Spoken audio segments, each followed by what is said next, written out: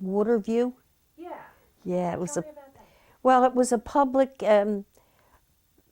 pool. They still have them in Philadelphia, I think, done by the city and the Department of Recreation. And it was for neighborhood kids. And they had swim days and they had age groups. You'd swim certain age groups. But once in a while, maybe 2 or 3 times a summer, maybe not even that, they'd invite the kids from Gonzaga to come over. And they would clear the pool of big kids so that little kids were still there. And we would go and swim.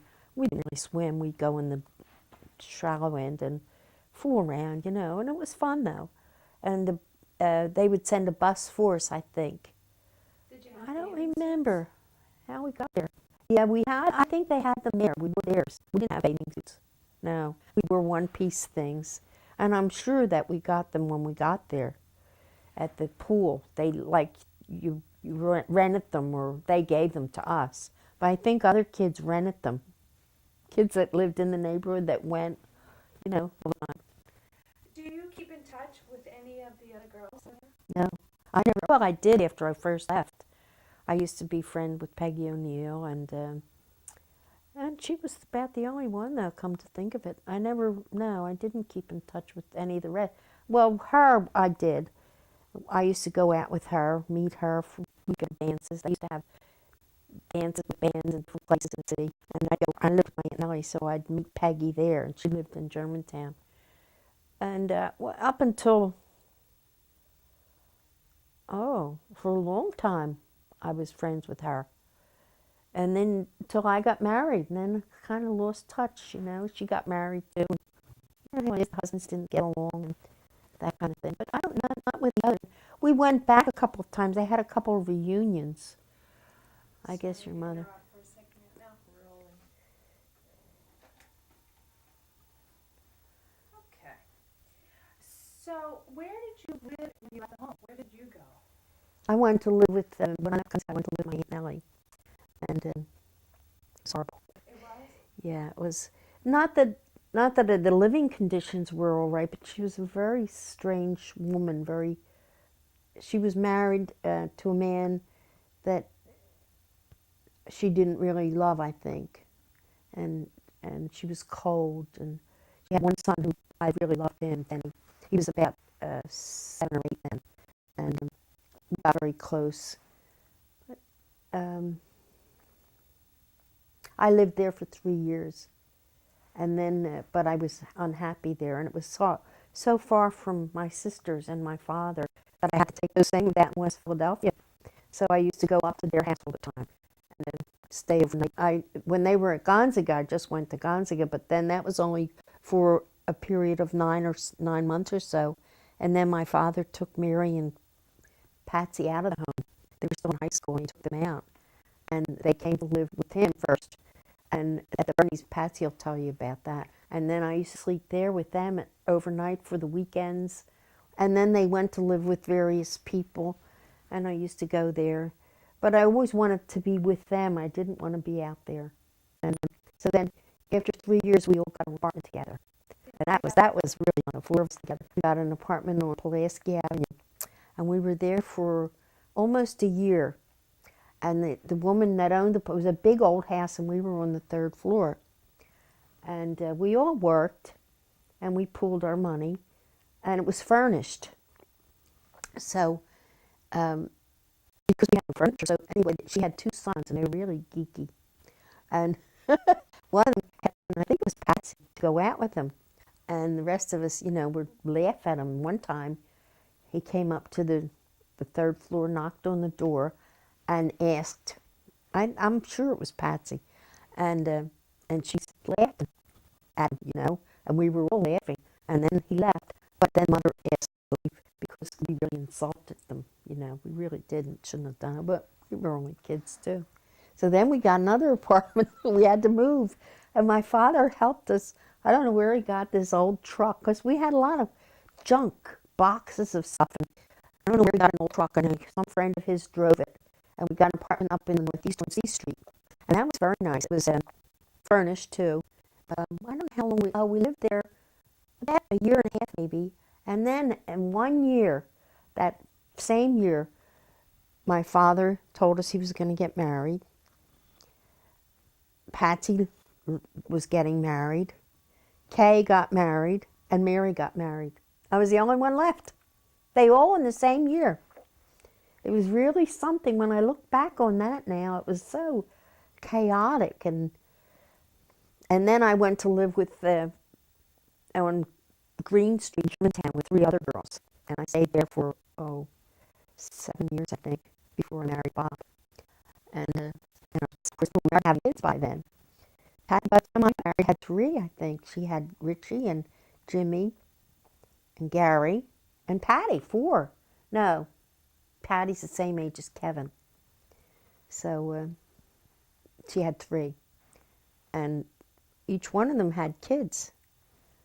And by the time I got married. What are the names of your kids? I have Kevin and Lizanne and Terry and Bobby. When I thought my mom was in high school when she left the Gonzaga. Yeah. And my father, and so was Mary. They were both in high school. Why did they leave? Because the nun was beating up Patsy, or she did beat her up. And Mary jumped in. They were the last 2. They were still in Gonzaga. Kay and I had already left. Poor Kay, I guess she told us she had a terrible, she lived with all these different people after she left Gonzaga.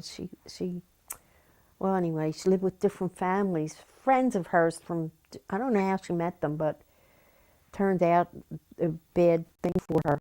She was with one family disciples, and they had a boy there, one of their sons. It scared me. I used to go in her house too and stay overnight when I lived in Westerly. This was before we got our own place too. And So what was the son doing? he would peek in the door at her at night, sleep when she was asleep, or when she was try to peek in when she was getting undressed. It was a weird house. The mother drank, the father drank. They both sat downstairs, gotten drunk, and just pass out sitting in the big chairs. And they had some money. I don't know how. I think the father had a successful business, and by this time their kids were grown too, and they were older. Like, I don't think as old as I am now, but maybe in their 60s. And he had retired or something. But it was a bad experience for Kay, but she was tough. Of course, the guy never did anything. She would have, I don't know what he was kind of scared of her, I think, because she spoke her mind. So, but Patsy and Mary lived with my father for I don't know how long in that, he lived in a boarding house. And so they had one room where they slept with this old lady. It was her house. It was on Cheltenham Avenue. Oh, poor things. And she snored awful bad. Oh, my God. And they slept in the bed with her. And Patsy used to kick her and push her. She still I did the same thing. One time, a couple of times, I would stay overnight. I'd go visit them because I missed them. And I'd go visit, and she would snore. And Patsy would push her on one side, I'd push her on the other. And Mary would be down at the bottom of the bed in her feet. She never woke up. It was so funny. And my father slept in the front room. This woman had a son too, and he had the back room. So we had the middle room. I mean, they had the middle room, my father and them. And she gave them breakfast, I think, and I don't know, my father paid her for the girls, but it got so, I don't really know why he had to take them out of there. And they went to live with a woman who Mary knew, or maybe Patsy. Patsy knows everybody in Germantown. She always did. She was that kind of a person. She knew everybody and she remembered everybody. She was always very friendly and very involved with other people. And I don't know, she always had that. She still does. Everywhere she goes, everybody knows her. And that's how it was when she was a kid, even at Gonzaga. Even the people that came knew her, because she was that kind of a person. But at Gonzaga, I think she knew Jean, or now wasn't her name Jean? Kate? Anyway, it was a young married couple, and Patsy knew I think. Or they lived oh no, that wasn't them. First they lived with a family named Croats. Patsy will tell you, I forget their name. And they were real weird. and they didn't feed them right. But my father paid them, and they went to school from there. So, and then Mary graduated from high school, and Patsy was still in school, and then I guess she did. I forget. When they got jobs, and it was all in about a 3-year period. And then when we got our own place, of course, we were all working. And So my mom wasn't in high school when she lived in the apartment. no, she already was out of there. Yeah, yeah. Everybody had graduated, so we were finished school in a couple of years when we got the apartment together. And Mary and Patsy were living together still, but in these different places. But Kay was living with the Seibels, the crazy family, and I was living at Aunt Nelly's, the other crazy family. No, they weren't crazy. She was just a very glum, unhappy person. And her husband I liked, Uncle Dennis. He was a real nice gentleman, great big guy, and he hardly ever talked.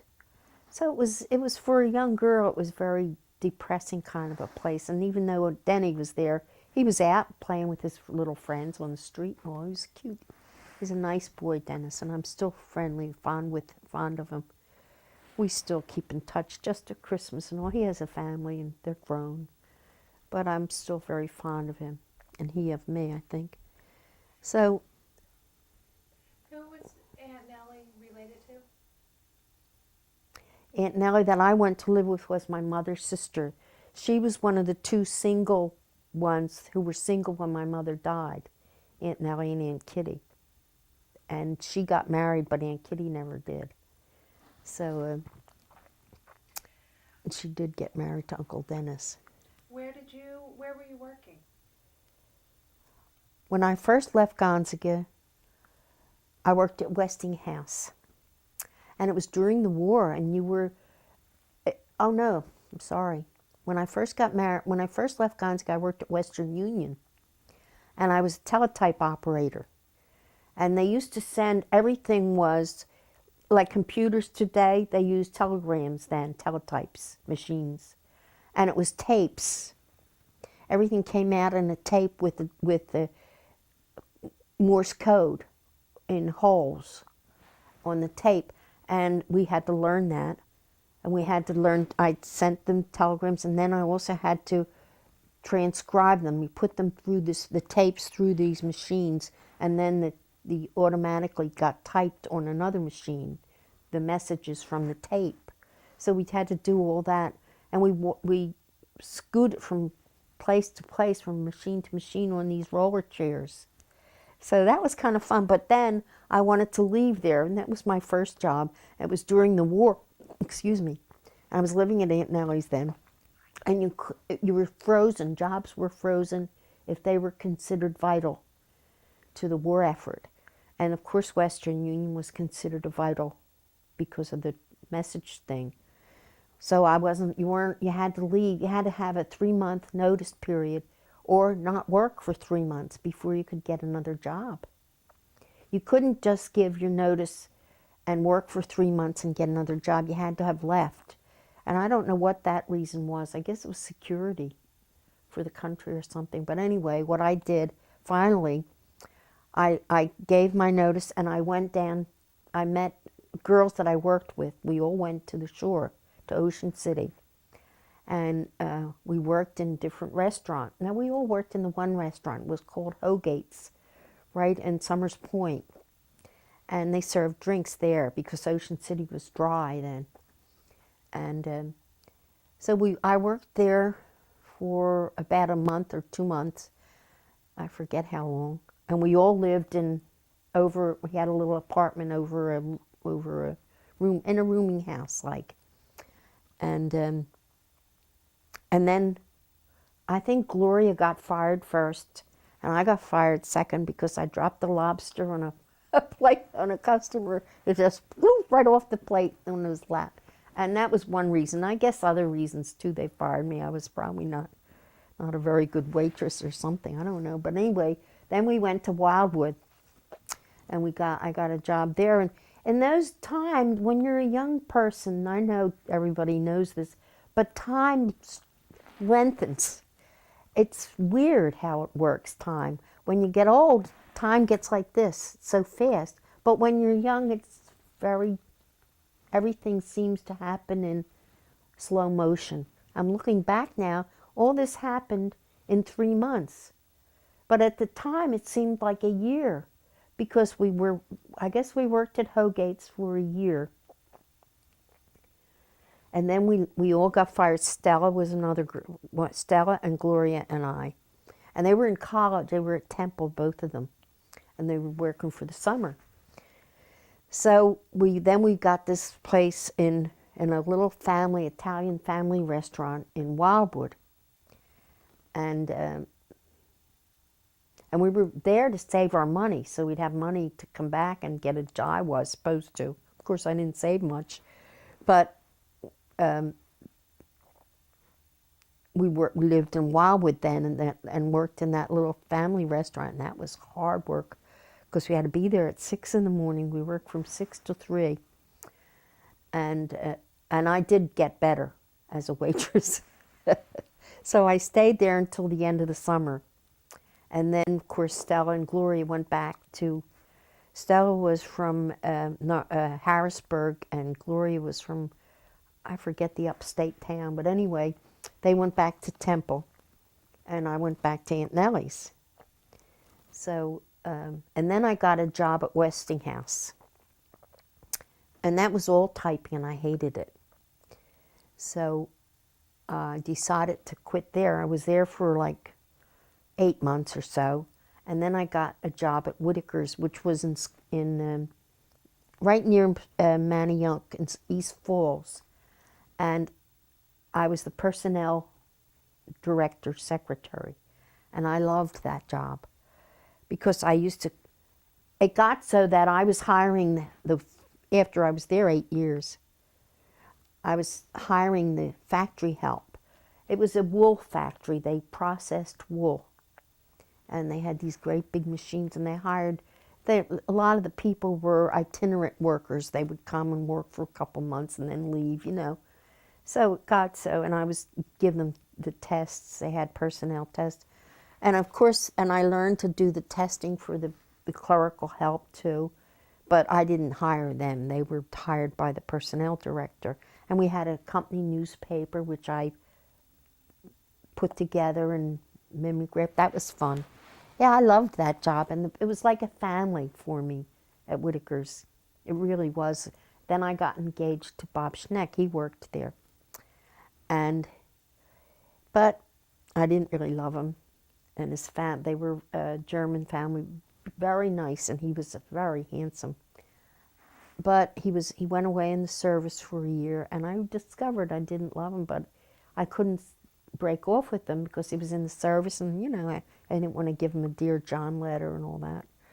So he came home, and I got engaged, and we were making arrangements, and I had to tell him I didn't want to get married to him.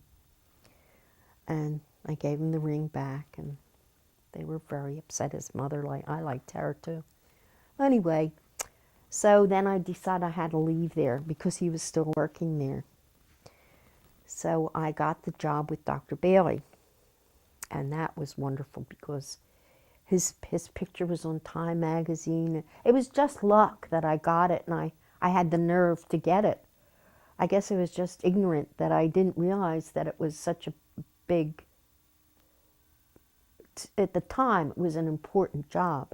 He was writing a book about heart surgery, and the first textbook on heart surgery. He was the first doctor in the world to enter the heart, open the heart, and go into the heart.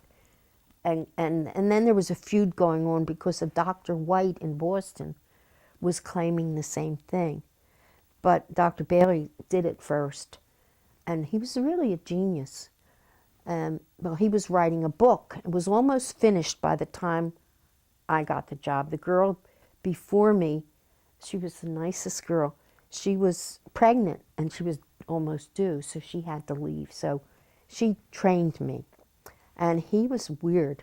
Sometimes I'd go over to the hospital. His clinic had a clinic, a cardiac clinic. And it was right across the street from Hahnemann Hospital. You just crossed Broad Street and you were in the hospital.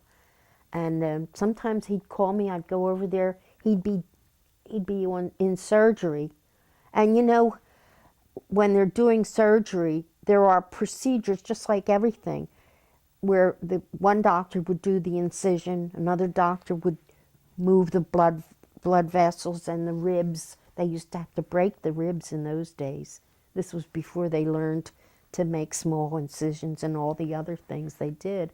It was a very traumatic procedure.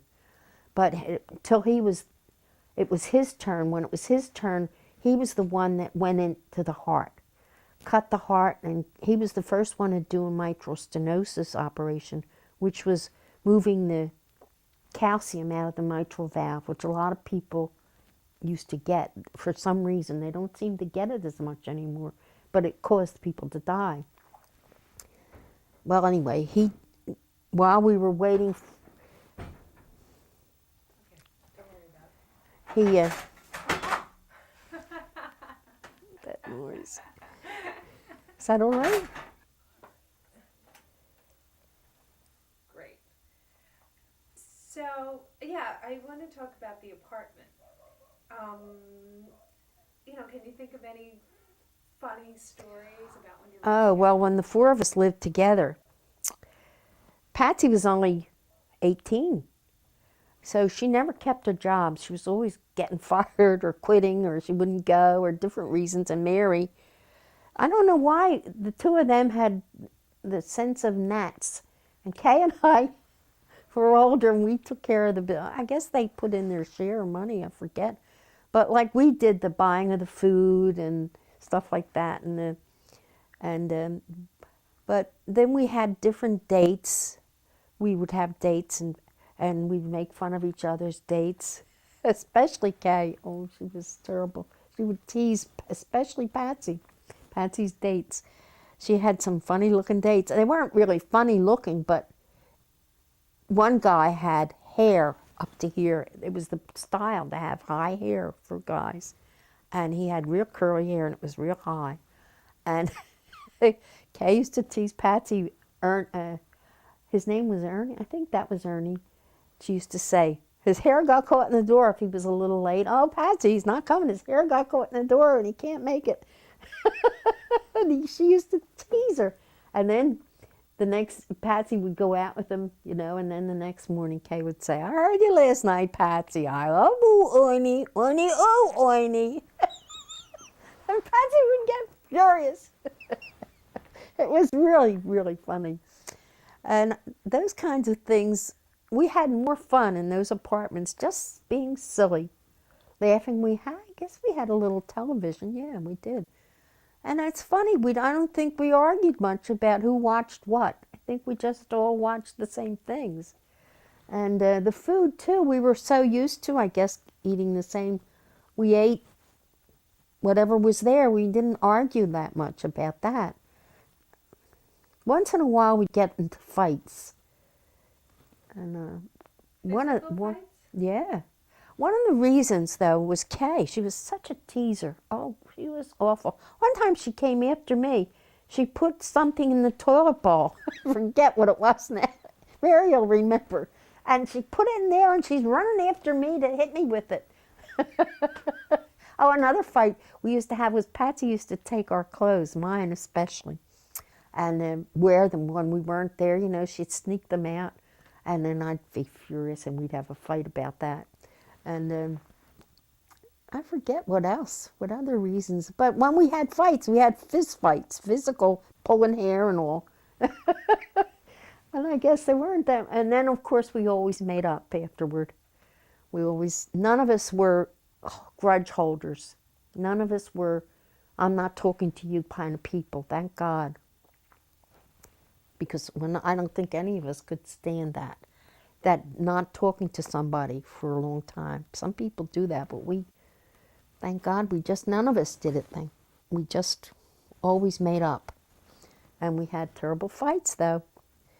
Where would my mom wear your Oh, she would go out on dates, or she had a million friends. She always did.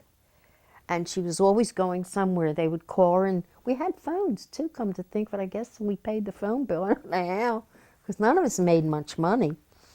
And she always looked real cute. And she would go out with Margie Dagney or different friends of hers. I don't know where they went. They went to dances, and they went out in the daytimes. Patsy sometimes wouldn't go to work, and then in the afternoon they'd take off and go to the movies. I don't know where she even got the money. She probably stole it from me or Kay or took it out. Oh, she was funny. And Mary too. Mary did. Mary went to work.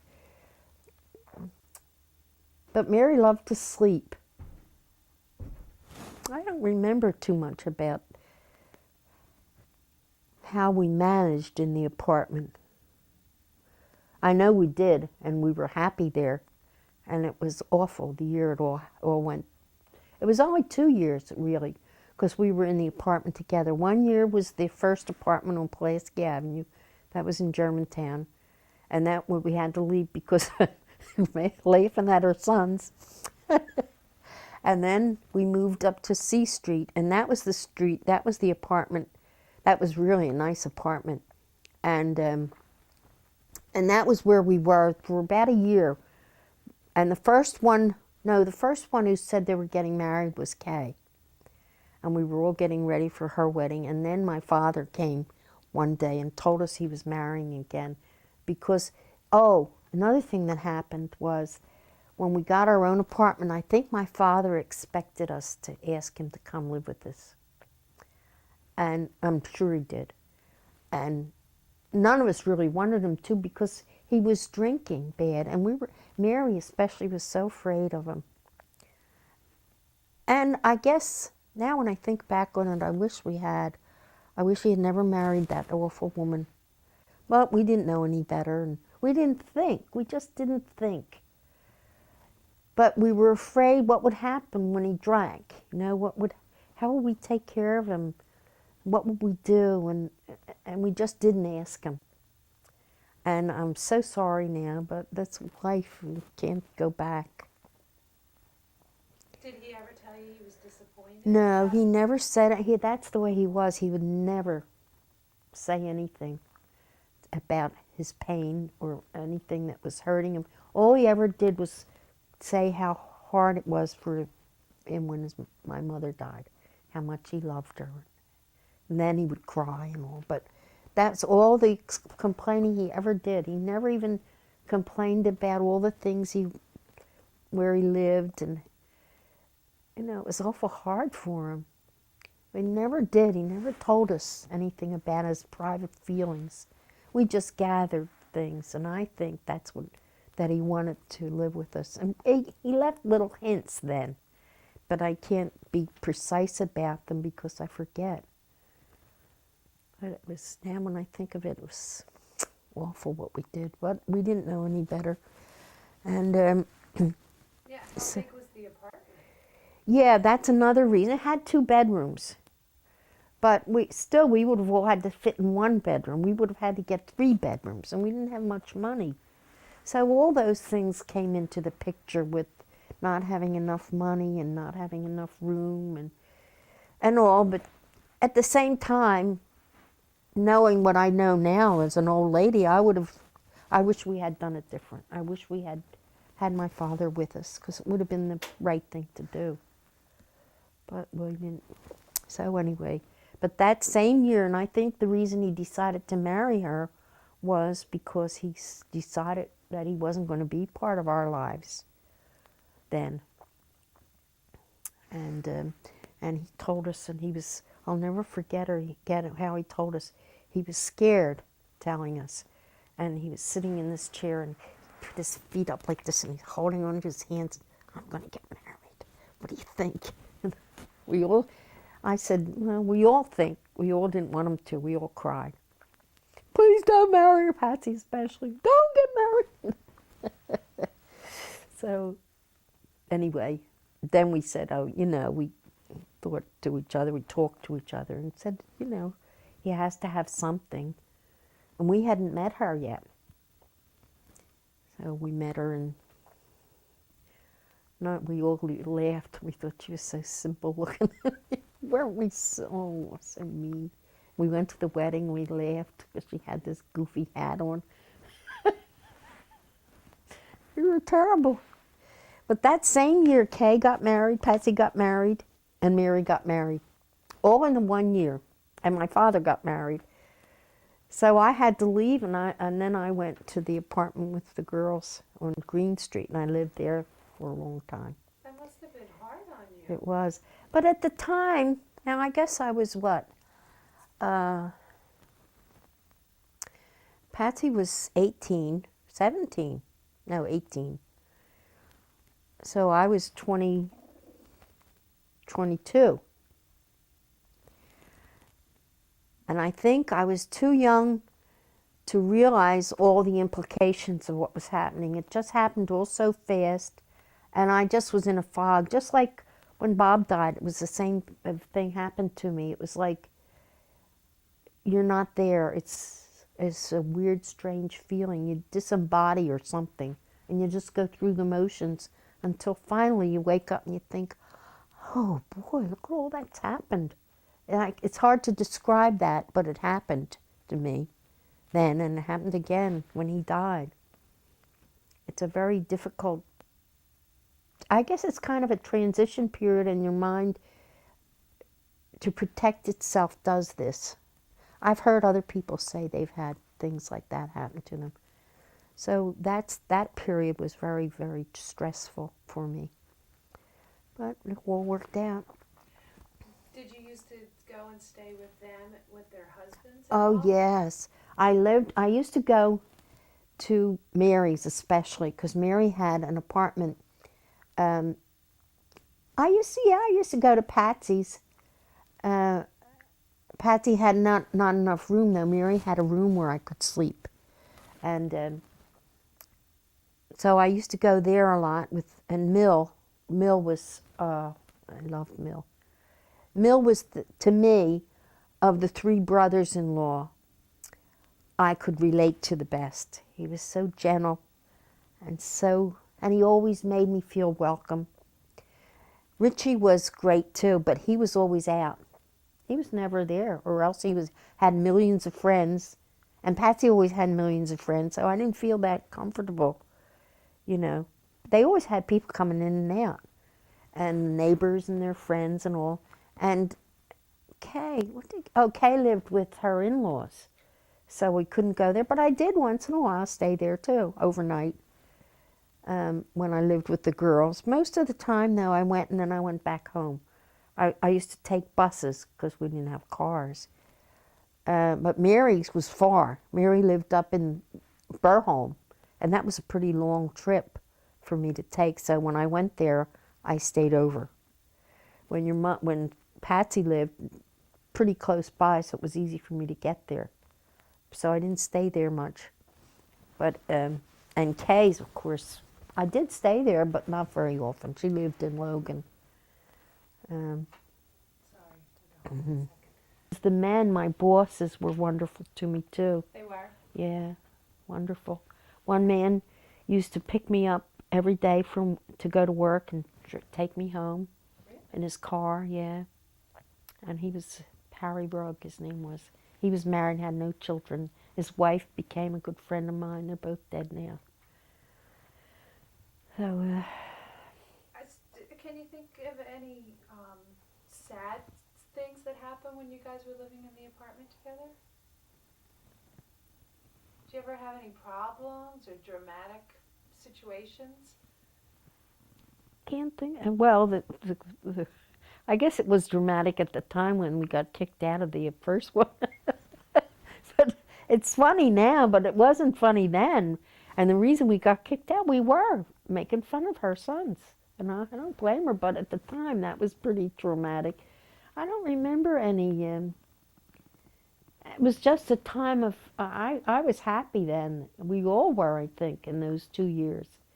We just were silly, and we had such fun being together and doing what we did, which we had fights and we had hard times with money because we didn't have much. But it was a happy time, so I don't remember any sad times those years. Did you ever not pay the rent? I don't think we ever had enough money to pay the rent. We always had enough for that because Kay and I were kind of pains, you know. We were sensible, and I guess we always made sure of that. I don't think we had time. There were times we didn't have food money, and then I think my father helped us out too sometimes. He would bring stuff from Gonzaga, food and stuff. He was a riot. He would cart stuff over to us. He would take them from Gonzaga. He did that when the kids were little too, to all of us. He would get stuff out of the Gonzaga and bring it to us for the kids. He was so cute. And I think that was the happiest time, those 2 years. We were all of us, at least I was. I really can't say about the rest, but I think they were. Until it all fell apart. And it's funny how it all fell apart so fast. It was a matter of 3 months when it was all just gone. September, I think Kay got married. I think Kay and Mary both got married in September. Patsy got married in December. Or no, maybe, yeah, I think December. And my father got married in January. So there were the 4 of them. It was so quick that it all happened. It felt like, and that was very bad, very hard for me. Except, as I say, I became numb, kind of. And the people at Whitaker's were, now looking back, they were wonderful to me. They helped me through it. And I can remember talking to my boss. His name was Raff, Mr. Raff, and he was the big boss. And crying, and his telling me what to do, and then I met.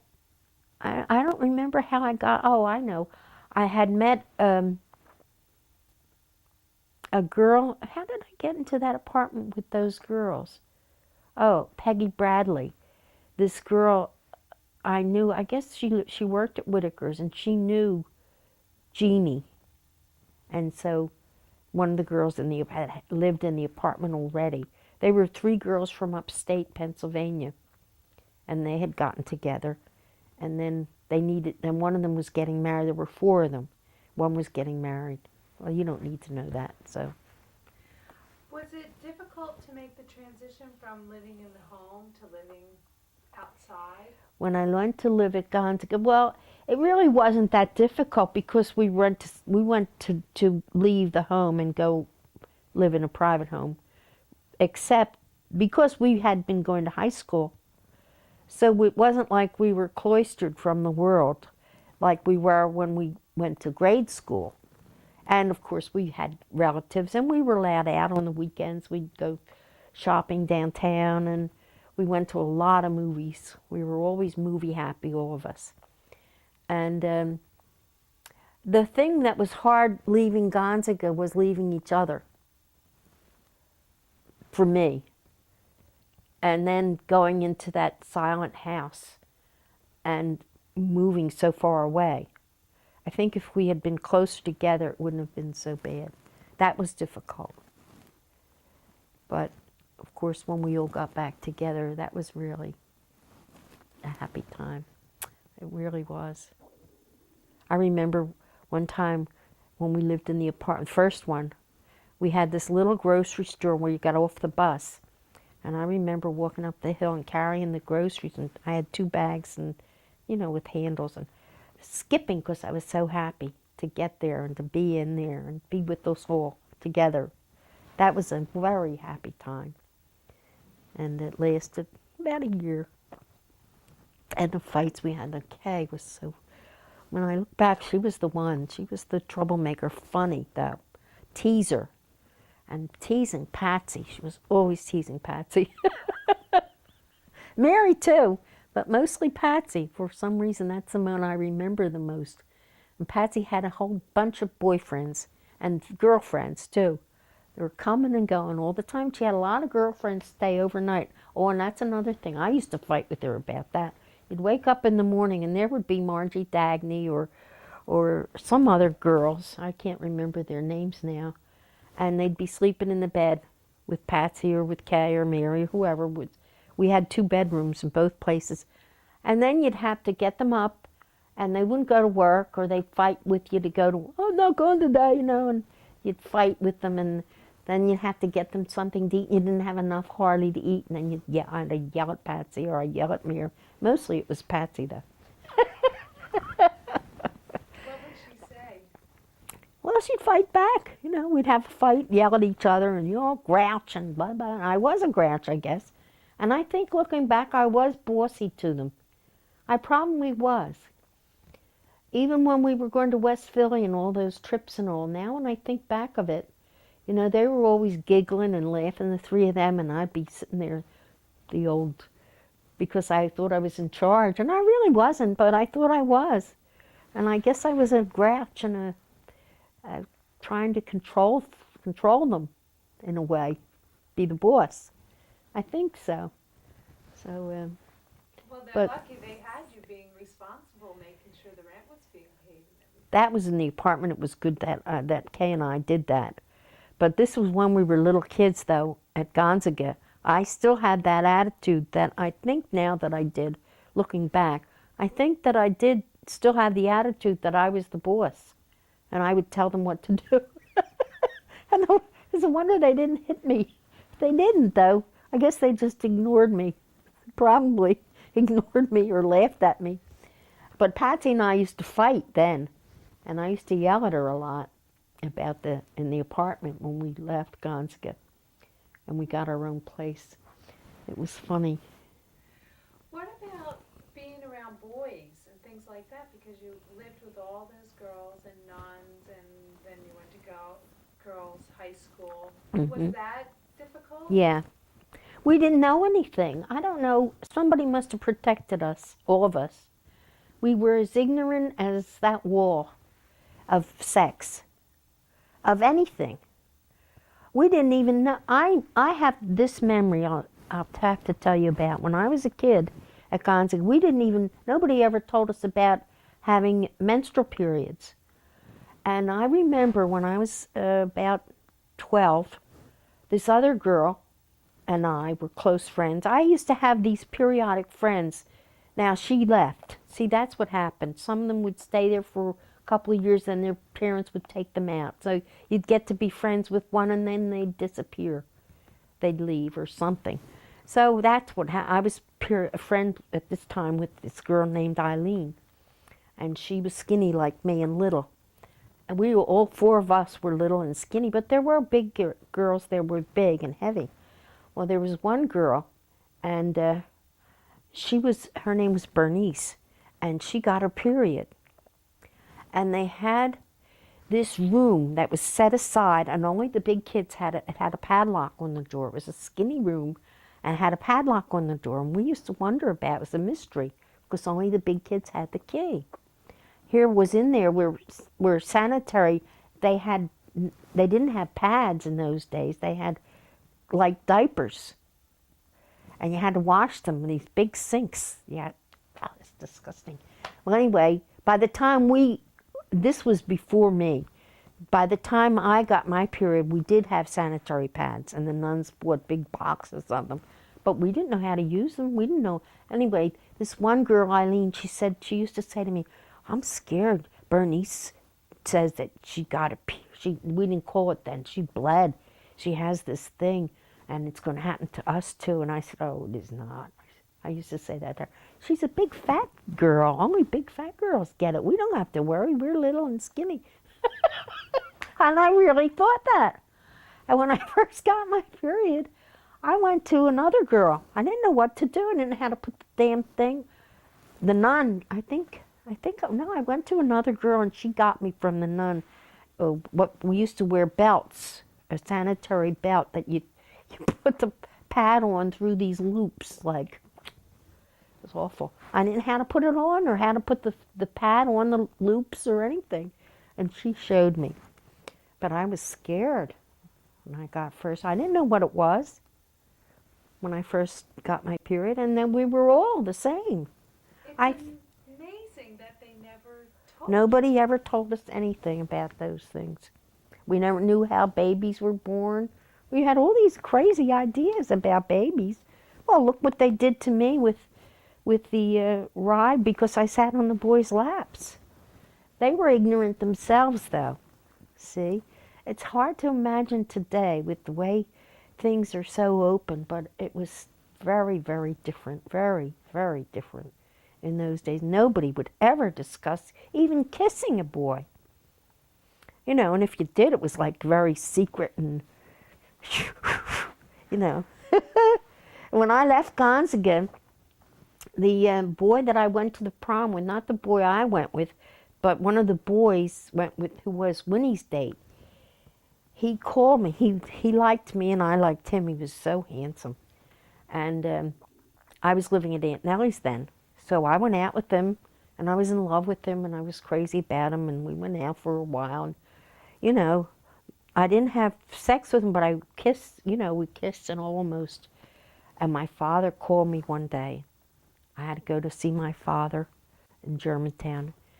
He was furious. He found out the guy was married. He was Margaret Brown's nephew. That was the woman who worked in the laundry at Gonzaga. And she told my father he was married, he had a child. Well, I wouldn't believe him. And I went out with him again. And I asked him, and he said no. But they never called me after that. Oh, it was so hard. I was heartbroken. Because I thought my father was just saying that, you know, so he didn't want me to go out with a boy.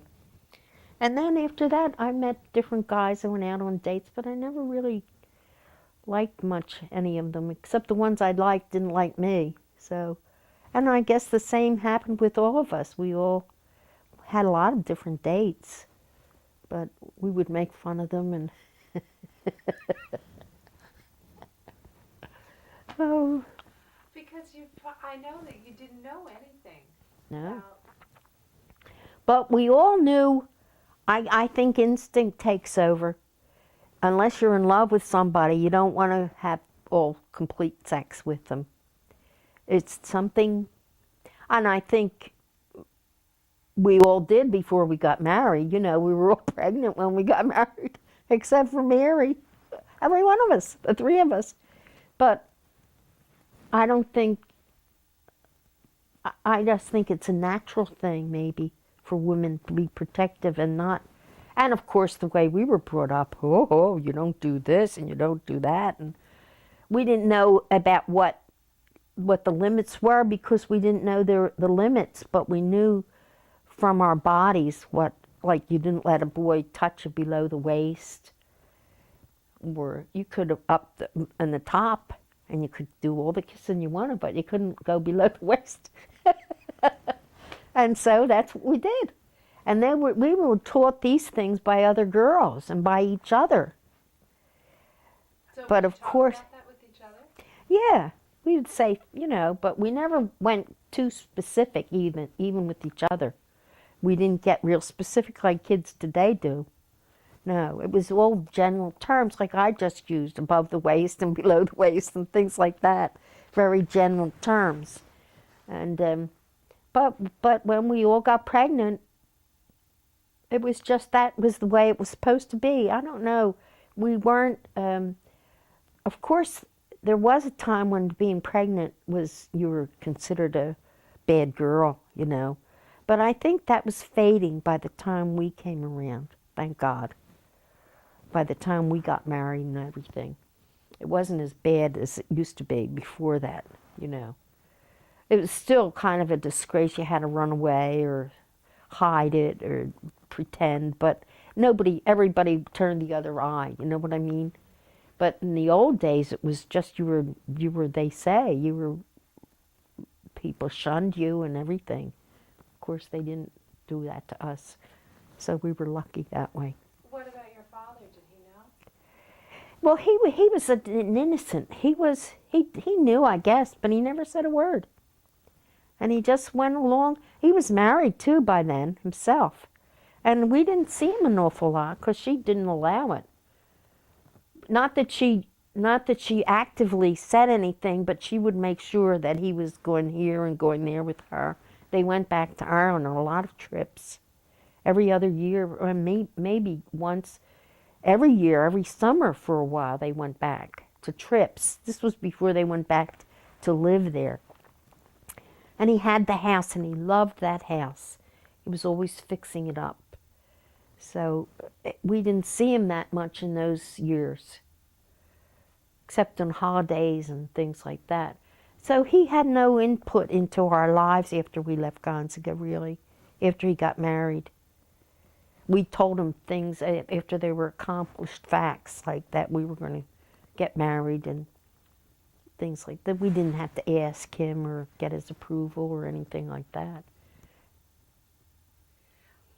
What are your most vivid memories of your life at Gonzaga?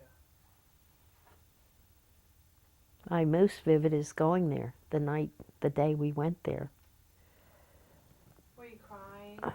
I was petrified, yes. I was crying and fearful. And Patsy, I kept holding her. And then another vivid one is the relief of how she went right in with the other kids. And then another vivid memory is waking up the one morning, and I don't know whether it was I think it was a few mornings after we were there, with the realization that I was safe. I don't know what I was safe from, but I felt safe. I felt like I didn't have to have all this worry anymore. I guess from the time when my mother died till we went there, I was responsible for everything in my mind, because that's what my father did. He told me and he asked me all this stuff, and did you eat this, and the bike do that, and Mary do this, and so that was a big thing. That was a big feeling I had. I don't remember any other vivid memories from those years. The whole thing was a good. I was there 10 years, and it seems like a longer time now. And even then, it seemed so long. But it was a good 10 years. It wasn't an unhappy 10 years. And the vivid memories were those, I think. And of course, another one is my father, being in love with him, because I guess all little girls are that way. I can remember standing at a window watching him walking up the fat hill when he was all dressed on a Sunday, and such a memory I have of love, that I loved him. He was beautiful, he really was, and he had this black hair. I can remember that was very, very vivid memory.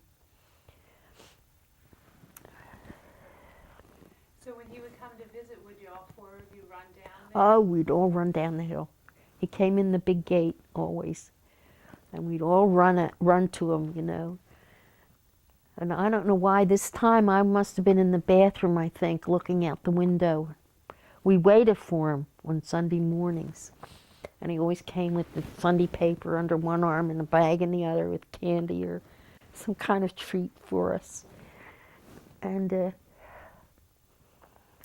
that was great.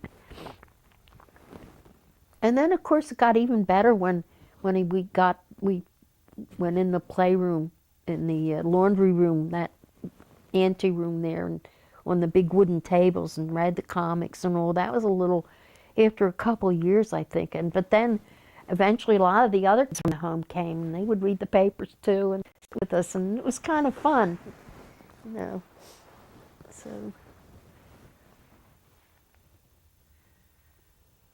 That's great, Aunt Nell. I think we should stop it here. Oh, good. 5 minutes left. Okay. It's recording. There we go. This is room tone, Aunt Nellie's living room.